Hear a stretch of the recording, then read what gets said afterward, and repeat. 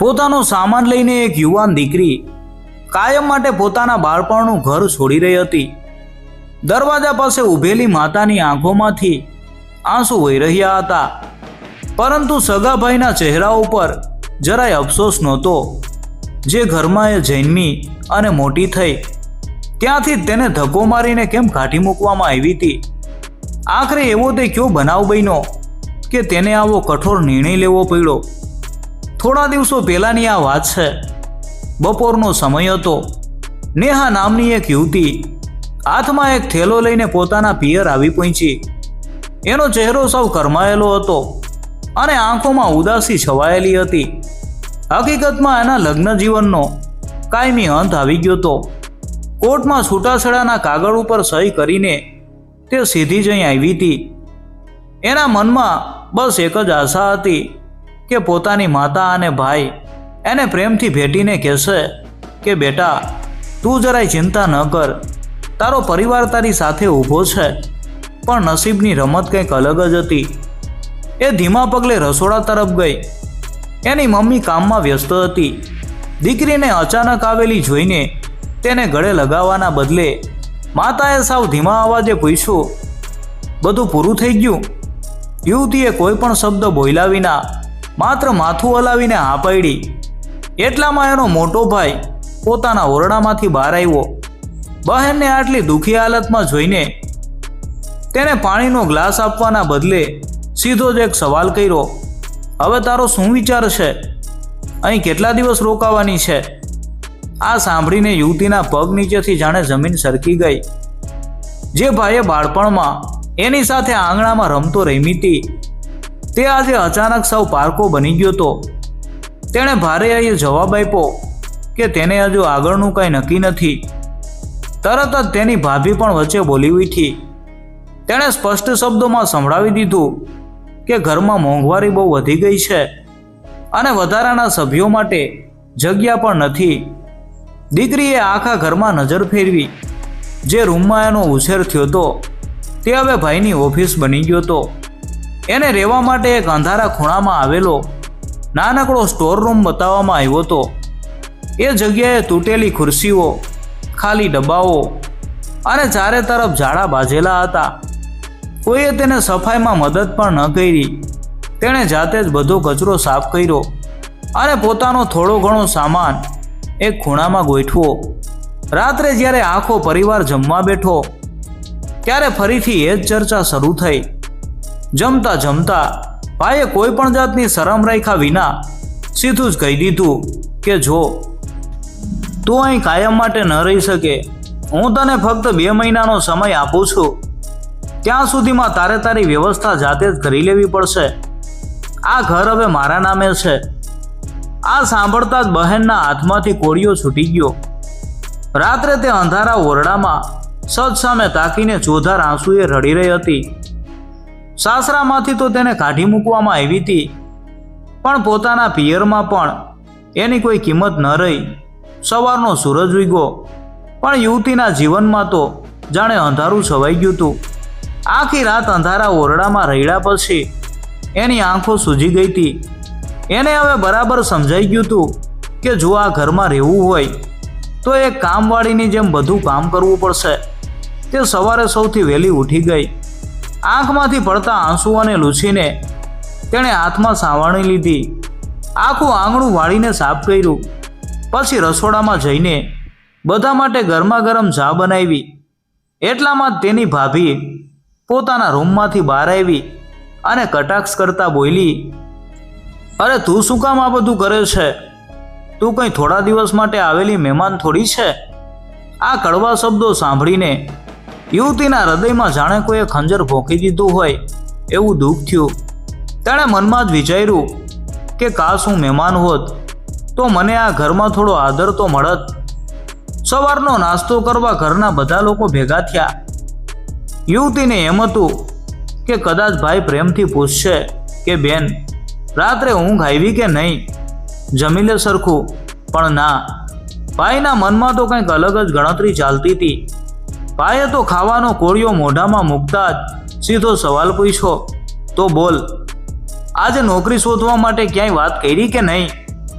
યુવતીએ એકદમ શાંતિથી કહ્યું કે ભાઈ, હું ગઈકાલે જ આટલું મોટું દુઃખ સહન કરીને આવી છું, મને થોડો શ્વાસ તો લેવા દે. પણ ભાઈ તરત જ ગુસ્સે થઈ ગયો. તેણે મોટા અવાજે કહ્યું કે જો અહીં આખો દિવસ બેસી રહેવાથી કંઈ નહીં થાય. પાડોશમાં રહેતા શર્મા કાકા સવાલો પૂછે છે કે તારી બેન કેમ ફાંસી આવી ગઈ? અમારી પણ આ સમાજમાં કોઈ આબરૂ છે કે નહીં? ભાભીએ પણ આ તકનો લાભ લીધો અને આગમાં ઘી ઉમવાનું કામ કર્યું. તેણે કહ્યું, તારે બીજે ક્યાંય રહેવાની વ્યવસ્થા કરવી પડશે. કોઈ ભાડાનો રૂમ શોધી લે, અમે તને શોધવામાં મદદ કરશું. યુવતીએ ખૂબ જ આશાથી પોતાની માતા સામે જોયું. માતાની આંખો ભીની હતી, તે અંદરથી રડી રહી હતી, પણ એના હોઠ એકદમ સિવાયેલા હતા. તે પોતાના દીકરા સામે એક શબ્દ પણ બોલી ન શકી. ત્યારે ભાઈએ પોતાનો છેલ્લો નિર્ણય સંભળાવી દીધો કે જો બેન, હું સાચું કહું છું, તારી પાસે ફક્ત 2 મહિનાનો સમય છે. 2 મહિના પછી તારે આ ઘર ખાલી કરવું જ પડશે. પપ્પાએ આ ઘર મારા નામે કરી દીધું છે અને હું તારો આખી જિંદગી બોજ નહીં ઉઠાવું. પોતાના જ ભાઈના મોઢેથી આ શબ્દો સાંભળીને યુવતી અંદરથી સાવ ભાંગી પડી. જે ઘર એના પિતાનું હતું, જ્યાં તે રમીને મોટી થઈ હતી, ત્યાં જ તેની કિંમત શૂન્ય થઈ ગઈ હતી. પણ હવે એની પાસે રડવાનો સમય નહોતો.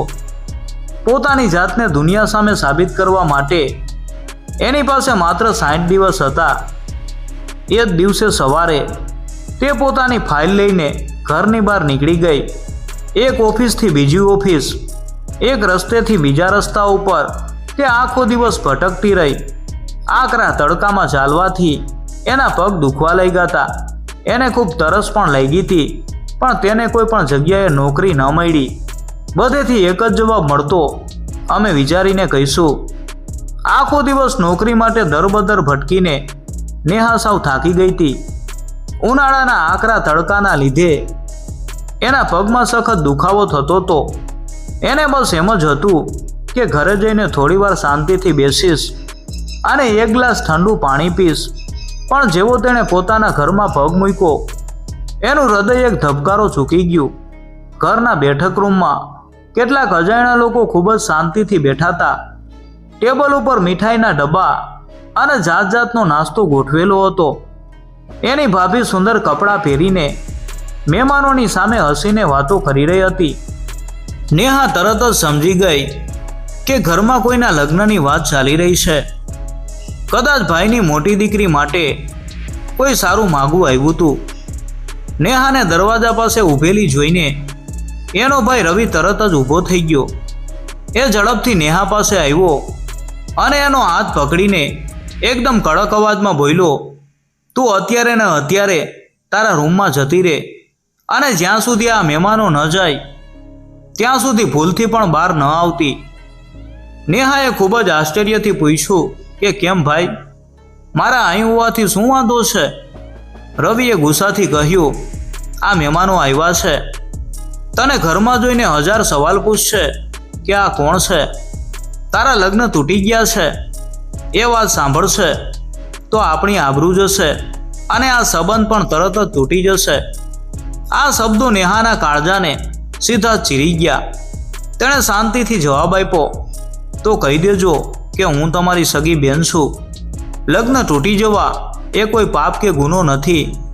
પણ ભાભી તરત જ વચ્ચે આવી અને ધીમેથી બોલી, મહેરબાની કરીને અત્યારે અહીં કોઈ તમાશો ન કર, ચૂપચાપ અંદર ચાલી જા. જે ઘરમાં એનો જન્મ થયો હતો ત્યાં જ આજે તેને એક ગુનેગારની જેમ સંતાડવામાં આવી રહી હતી. નેહા પોતાના રૂમમાં ગઈ, પણ તેણે દરવાજો બંધ ન કર્યો, સહેજ ખુલ્લો રાખ્યો. તે એક તૂટેલી ખુરશી ઉપર બેસી ગઈ. અંધારામાં બેઠા બેઠા એને પોતાના બાળપણના દિવસો યાદ આવવા લાગ્યા. એક સમય હતો જ્યારે આ જ ઘરમાં એના અવાજ વિના કોઈને ચેન નહોતું પડતું. રક્ષાબંધનના દિવસે આ જ ભાઈ એની પાસેથી રાખડી બાંધવા માટે આખા ઘરમાં દોડાદોડી કરતો હતો.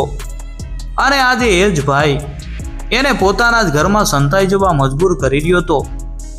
બહારથી લોકોના હસવાના અને વાતો કરવાના અવાજો આવી રહ્યા હતા, જે નેહાના કાનમાં શીશાની જેમ રેડાઈ રહ્યા હતા.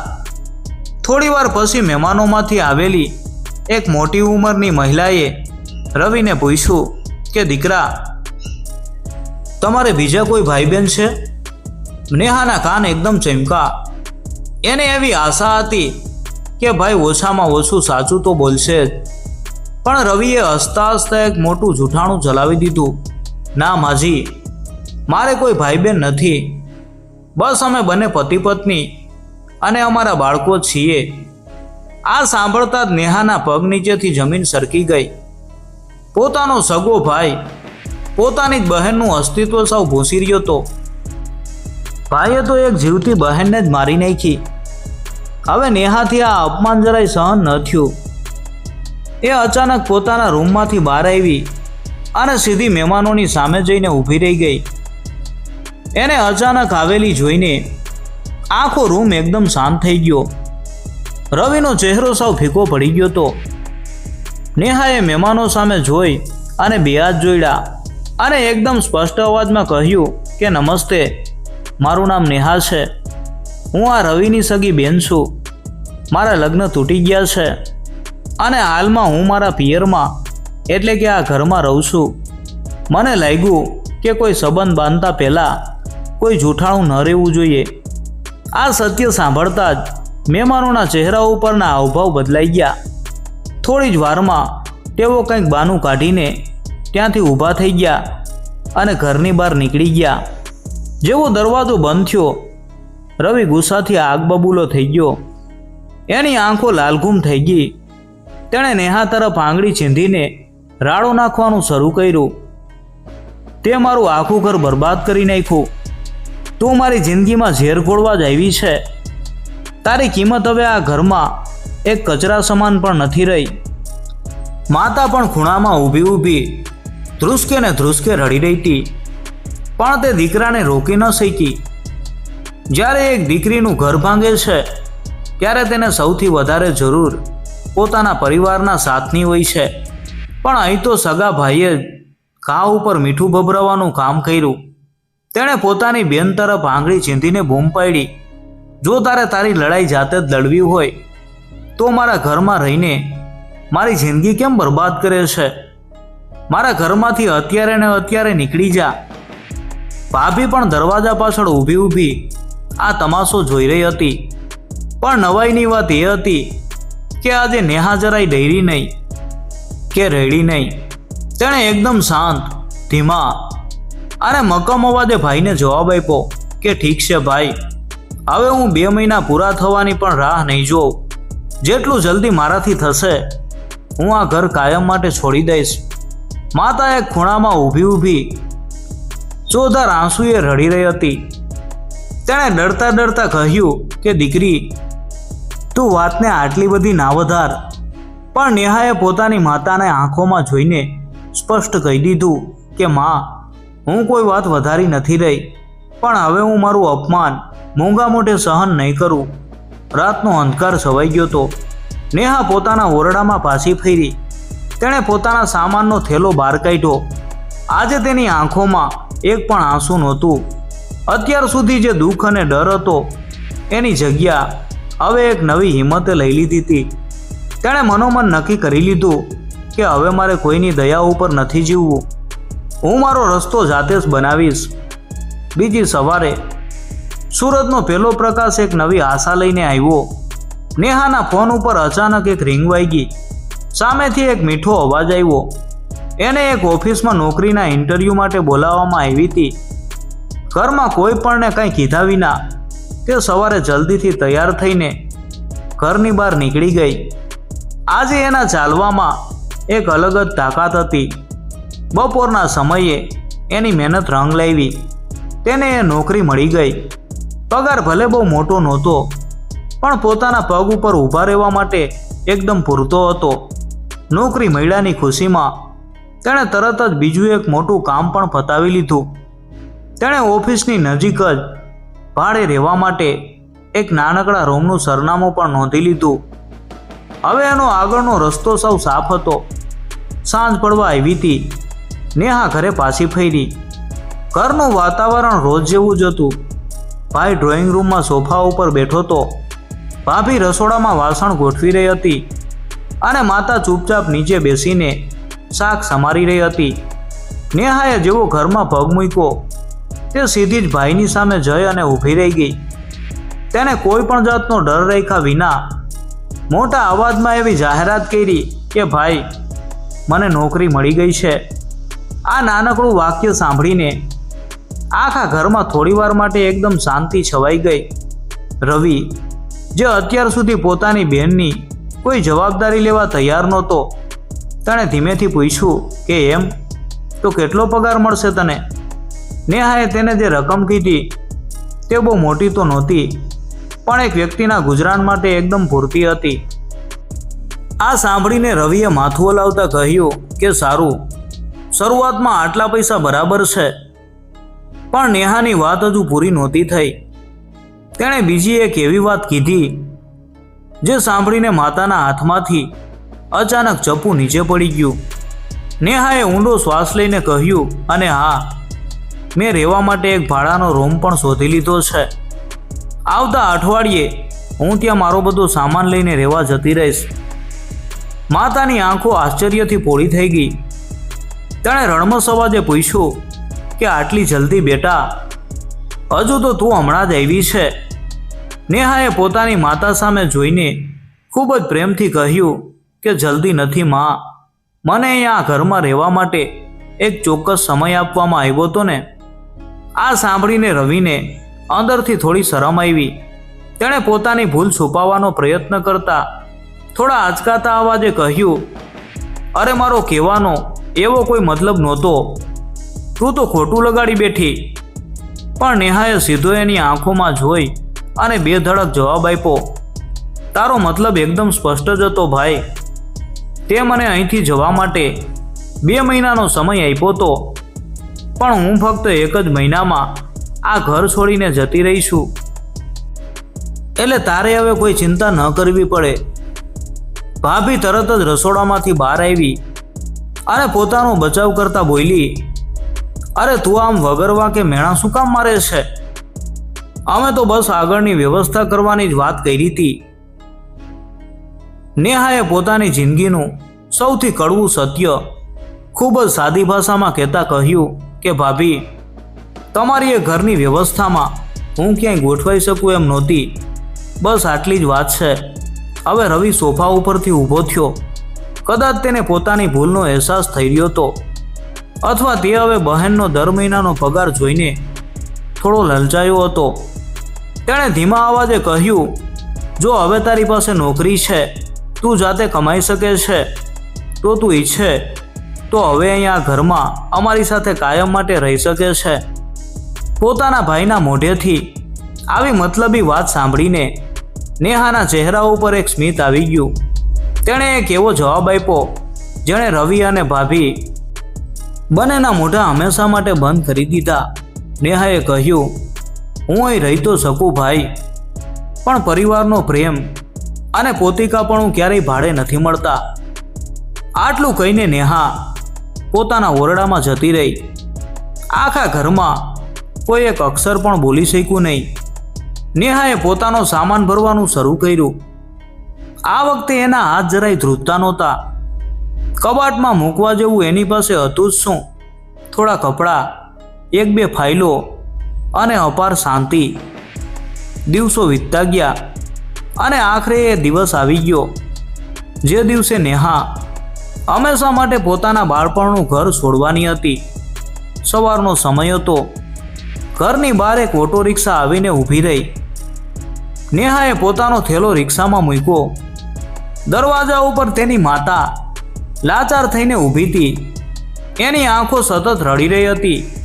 માએ પોતાના ધ્રુજતા હાથોથી નેહાનો ચહેરો પકડ્યો અને ખૂબ જ ધીમા અવાજે પૂછ્યું કે બેટા, તને અમારા વર્તનનું ખોટું લાગી ગયું? તું આ રીતે અમને છોડીને કેમ જાય છે? નેહાએ ખૂબ જ પ્રેમથી પોતાની માના ગાલ ઉપરથી વહેતા આંસુ લૂછ્યા. તેણે હળવું સ્મિત કરતા અને માથું હલાવતા કહ્યું, ના માં, મને કોઈનું જરાય ખોટું નથી લાગ્યું. સાચું કહું તો માણસને દુઃખ ત્યારે જ થાય છે જ્યારે તેને કોઈ પોતાના લોકો પાસેથી ખૂબ મોટી આશા હોય. મેં તો હવે કોઈની પાસે આશા રાખવાનું છોડી દીધું છે.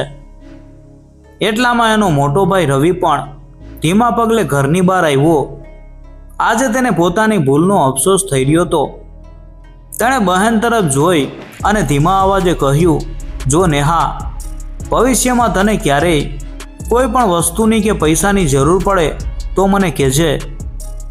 પણ નેહાએ તેને આ વાક્ય પૂરું જ ન કરવા દીધું. તેણે ભાઈને વચ્ચે જ અટકાવીને ખૂબ જ મક્કમતાથી કહ્યું, જો મને ક્યારેય કોઈની જરૂર પડશે તો હું જાતે જ મારી મુસીબતનો સામનો કરી લઈશ ભાઈ. હવે હું એવી કોશિશ કરીશ કે મારે કોઈને પણ એવો જવાબ ન આપવો પડે કે હું તમારા ઘરમાં કેટલા દિવસ રહેવાની છું. આવો જવાબ સાંભળીને રવિ એકદમ ચૂપ થઈ ગયો. એની પાસે બોલવા માટે કોઈ શબ્દો નહોતા બચ્યા. એની પત્ની પૂજા પણ દરવાજા પાસે ઊભી આ બધું શાંતિથી જોઈ રહી હતી. નેહાએ છેલ્લી વારે ઘર સામે નજર કરી. આ એ જ પવિત્ર આંગણું હતું જ્યાં તે પોતાના ભાઈ સાથે રમીને મોટી થઈ હતી. આ એ જ દિવાલો હતી જેમાં એના બાળપણની ખુશીઓ અને કિલકારીઓ ગૂંથતી હતી. છતાં પણ પોતાના જ પિતાના ઘરમાં તેને રહેવા માટે એક સમય મર્યાદા નક્કી કરવામાં આવી હતી. આનાથી મોટું દુઃખ એક યુવાન દીકરી માટે બીજું શું હોઈ શકે? રિક્ષામાં બેસતા પહેલાં તેણે એકદમ ગર્વથી પોતાના ભાઈ અને ભાભીની સામે જોયું. તેણે સ્પષ્ટ અવાજમાં કહ્યું, હું આજે આ ઘર છોડીને જઈ રહી છું, પણ કોઈના ડરથી ભાગી નથી રહી. હું મારી પોતાની મહેનત અને મારા પોતાના દમ ઉપર એક નવી જિંદગીની શરૂઆત કરવા જઈ રહી છું. રિક્ષાનું એન્જિન ચાલુ થયું અને તે ધીમે ધીમે આગળ વધવા લાગી. પાછળ રહી ગયેલું એ ઘર ધીમે ધીમે નાનું થતું ગયું અને આખરે આંખોથી સાવ દૂર થઈ ગયું. નેહાએ પોતાના પર્સમાંથી મોબાઈલ બહાર કાઢ્યો. ફોનની સ્ક્રીન ઉપર એની ઓફિસનો મેસેજ દેખાઈ રહ્યો હતો. તેણે એ મેસેજ ફરીથી વાંચ્યો. આજે તેની આંખોમાં એક પણ આંસુ નહોતું. કોઈ પણ જાતની નિરાશા કે પીડા નહોતી. એની આંખોમાં બસ એક જ સત્ય ચમકી રહ્યું હતું. એને પોતાની જિંદગીનો સૌથી મોટો પાઠ બરાબર સમજાઈ ગયો હતો કે આ સ્વાર્થી દુનિયામાં કોઈની પાસે જગ્યા માંગવાથી ક્યારેય રહેવાની જગ્યા નથી મળતી. પોતાની જગ્યા તો પોતાની મહેનતથી જાતે જ બનાવવી પડે છે. તેણે મનોમન એક નિશ્ચય કરી લીધો હતો કે હવે તે ભવિષ્યમાં જ્યારે પણ કોઈના ઘરમાં પગ મૂકશે ત્યારે તે પોતાની શરતો ઉપર જ જશે. કોઈની દયા કે મહેરબાની ઉપર ક્યારેય નહીં જીવે. તો મિત્રો, આ હતી એક એવી દીકરીની વાર્તા જેણે હાર માનવાના બદલે પોતાની ખુદની ઓળખ બનાવી. જો આ સંઘર્ષ ભરેલી વાર્તાએ તમારા હૃદયને સ્પર્શ કર્યો હોય તો વિડીયોને લાઈક અને શેર ચોક્કસ કરજો. અને હા, આવી જ જીવનને બદલી નાખે એવી હૃદયસ્પર્શી વાર્તાઓ સાંભળવા માટે અમારી ચેનલને સબસ્ક્રાઈબ કરવાનું ભૂલતા નહીં. તમારો ખૂબ ખૂબ આભાર.